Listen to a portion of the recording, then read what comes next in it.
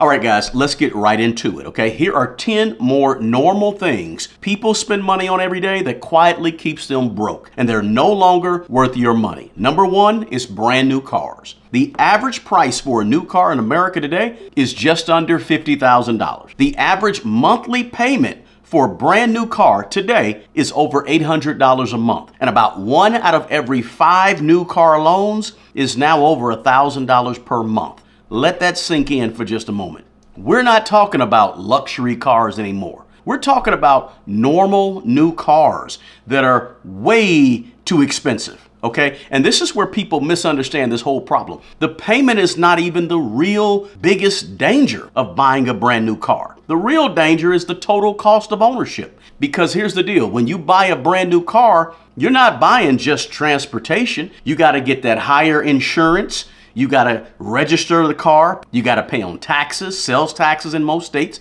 You got dealer maintenance pricing. You got all different types of other costs that are coming into owning this car. And not to mention, we haven't even mentioned the biggest cost, immediate depreciation. You can lose 15 to 20% of the value of the car the moment you drive it off the lot. So now you have a larger payment on something that's worth less than you owe immediately. So the payment is not the only thing keeping people broke. It's the total cost of the car. And I get asked all the time, okay? So if we're not supposed to buy brand new cars, then how do you actually buy a reliable used car and not get burned at a dealership? How do you avoid buying a lemon? I actually just released a book walking you through it step by step, exactly how to buy a great used car with cash. I'll drop the link in the description box below if you want it. All right, number 2. The second thing that is no longer worth your money is the buy now, pay later. I'm talking about apps like Klarna, Afterpay, or Affirm. This is one of the sneakiest financial traps going right now. Buy now, pay later. That's just a short-term financing option that allows you to purchase items immediately and pay for them in smaller interest-free installments over time. Now, at a retailer, online, or in a store, you just simply select a BNPL or buy now, pay later provider. Like I said, Afterpay or Affirm. The provider simply runs a soft credit check, which doesn't affect your credit score. This is the problem though, because people don't feel, when you do these buy now, pay later, people don't feel that they went into any debt, right? Because you didn't pull out a credit card and swipe anything, but you still created payments for yourself, right? You ordered clothes online. You clicked to get those 4 payments of $32 and your brain said, oh, no big deal. That's nothing. Then what happens is you do it again. Then you do it again and again. Now you don't have one huge payment. You got about 10 or 12 small payments. And guess what? That adds up. Okay. Monthly payments didn't disappear because you used buy now, pay later. They just followed you home from the internet or whatever, right? So micro payments create macro stress. Keep that in mind. Now, the third thing that is no longer worth your money is storage units. And look, I'm guilty of this one myself, okay? With storage units, you're literally paying rent for your stuff. Not for you, but for material stuff. And here's the hard truth about storage units or having one. A lot of storage units are typically filled with what? Boxes of stuff, furniture, decorations, especially Christmas decorations, right? And things that are worth less than the total that you're spending on the storage unit. That's real. People pay $120 a month for 5 years. Do you realize that that's $7,000? But they do that just to keep items that a lot of people just forget they even had those items. Here's my rule of thumb, if it's important, it should be in your home. If it's not important enough to keep in your home, it's probably not important enough to pay rent for.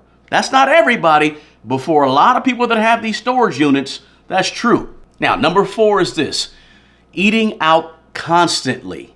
Now, I'm not saying never go to a restaurant, right?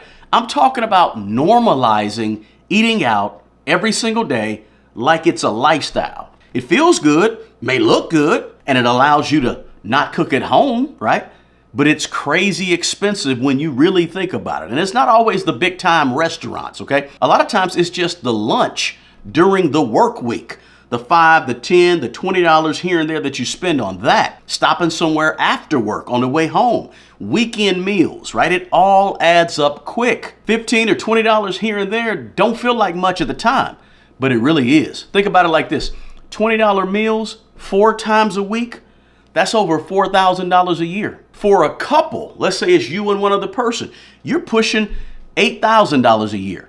See, most people aren't broke because they eat steak all the time and lobster all the time, right? Most people are just broke because they're eating sandwiches at a nearby sandwich shop too often, or they're eating Chipotle too much. Food delivery apps, don't get me started on food delivery, okay? That's eating out on steroids, really. DoorDash, Uber Eats, they're not a convenience.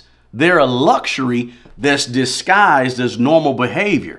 You're paying delivery fees, service fees, tips, and marked up food prices for food that sometimes is located 2 miles down the street, right? A 20 to 30 minute walk and you're having that delivered to your home. Look, that's thousands of dollars a year for laziness that's disguised as convenience. So be careful about eating out too much and the food delivery. Now, number 5 is this: extended warranties.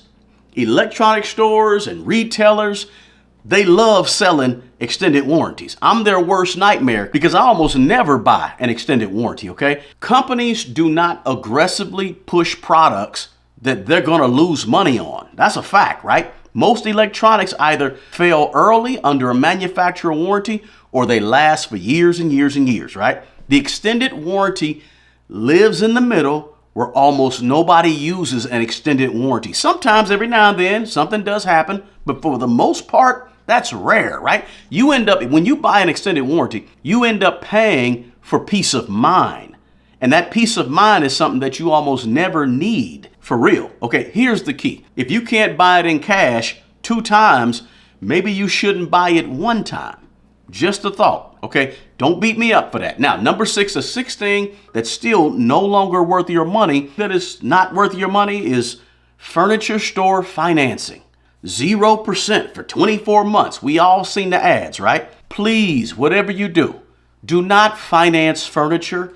Do not finance appliances. When you do that, guys, you are literally paying on something that's going down in value like a rock. A 2 or 3 year old couch is not something you want to be financing. I don't even care if they offer you the no interest for 24 months. Sounds good until you start reading the fine print. See, most of these are just deferred interest agreements. If you miss a payment, or if you're late 1 time, or you don't finish paying off a balance, they can add all that interest back up retroactively.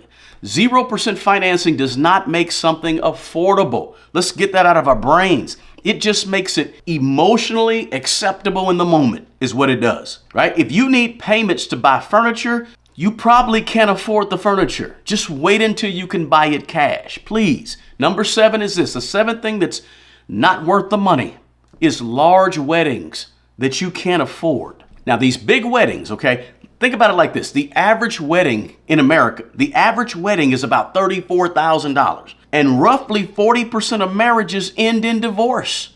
So you spending the price of a down payment on a house on 1 single day when you go and pay $34,000 for a wedding. You're paying for guests who won't even be involved in your life in 4 or 5 years, perhaps, right? And here, let me give you a better idea. Have a small wedding that you can pay cash for now, and then when you make it to 15 years or 20 years and have that anniversary, when you've proven that marriage or your marriage works and you've built some wealth or some money, throw the big celebration then with the cash, right? But don't start a marriage trying to impress guests and spend the next 5 years trying to escape the payments from the debt that you got in trying to pay for the wedding. It's not worth the money. Now, number 8 is sugary drinks and drinking your calories, okay? Listen, soda, energy drinks, sweet tea, fancy coffee drinks, whey protein drinks, right? Packed with all the additives, concentrated juices, jam packed with sugar, alcohol. Look, almost none of that stuff is good for your body, and a lot of it ain't good for your money either. $5 a day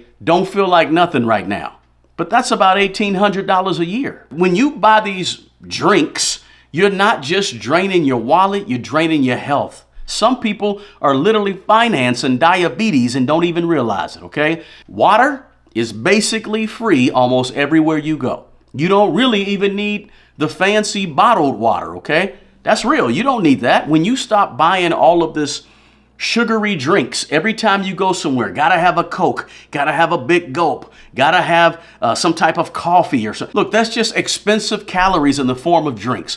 Your body and your finances both improve at the same time if you just stop buying them. Now, number 9 is payday loans.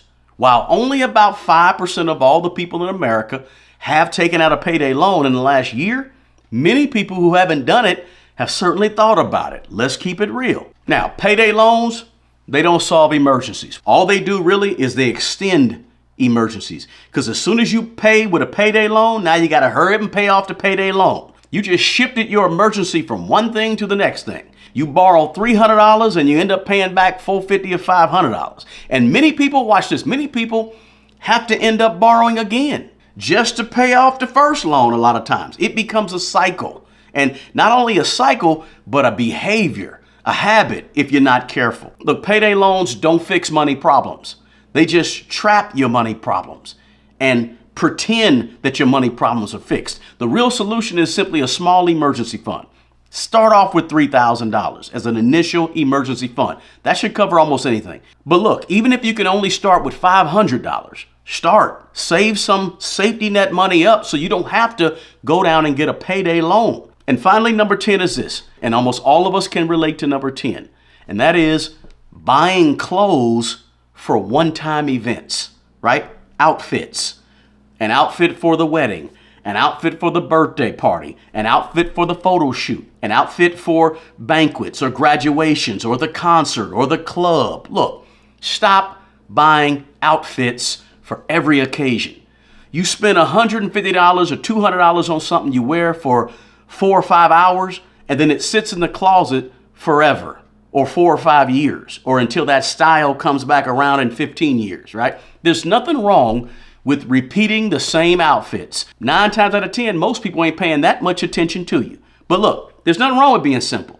We've been conditioned to think, a lot of us, to think that every event needs a brand new look, right? Look, wealthy people repeat outfits. They wear the same jeans. They wear the same shoes. They wear the same blazer and the same long sleeve shirt or the same dress, right? It's the people that typically don't have the money to be spending on all these outfits that's spending on all these outfits. Maybe it's just me being stubborn, but I refuse to go spend money on clothes in order to look like other people or how other people want me to look for some occasion. I'm not trying to fit into a certain group. Now look, I got all types of clothes, but I'm just not the guy who buys outfits for occasions. I cut that out about 25 years ago, and I ain't going back. Look, that's the 10 additional things that are no longer worth your money. Wealth usually is not destroyed by one big decision. Remember, wealth is usually slowly drained by these normal little small habits that we oftentimes don't even question or think about. And when you start questioning them or questioning these purchases, your money has a better opportunity to get better.